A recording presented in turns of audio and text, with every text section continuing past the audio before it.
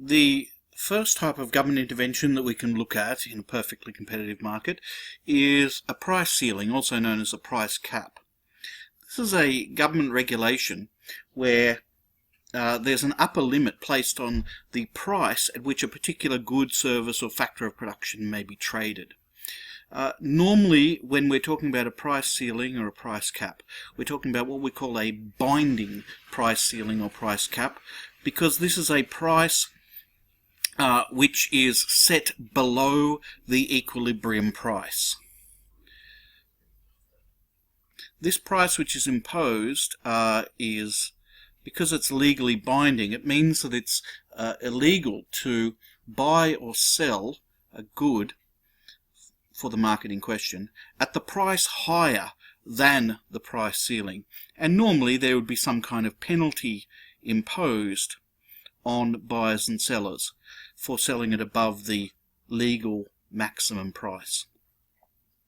Price ceilings are often imposed during wartime, and that's because in wartime often there will be shortages of goods and services for essentials, and so to prevent price rising to exorbitantly high levels, the government will put a cap on the prices. An example that's kind of a classic in textbooks is a price ceiling on house rents. So let's use that as our example.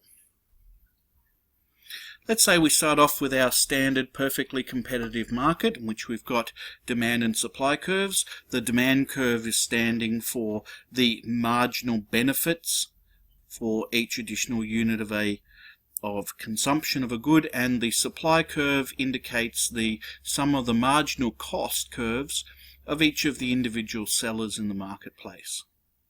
If a price ceiling is imposed below the equilibrium, so it's any price above that is illegal, we can see that, assuming everything goes according to plan, the quantity supplied by the sellers will be below equilibrium, which would be 4,000 units.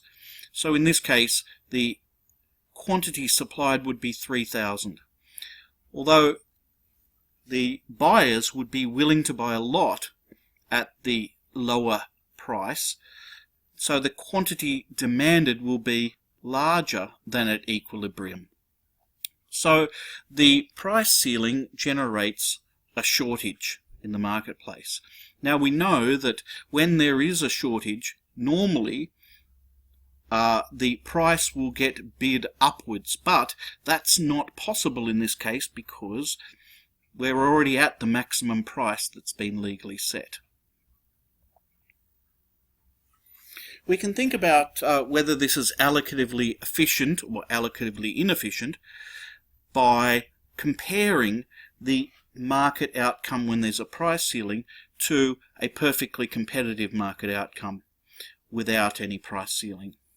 So we know that in the case of an unregulated market, the price will gravitate towards equilibrium, where the quantity demanded equals the quantity supplied, Q star at 4,000 units, and the price will be at some level which ensures that that's the case.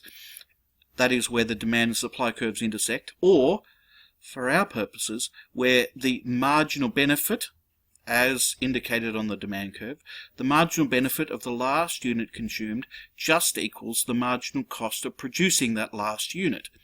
So in that case we would say this is the condition for allocative efficiency.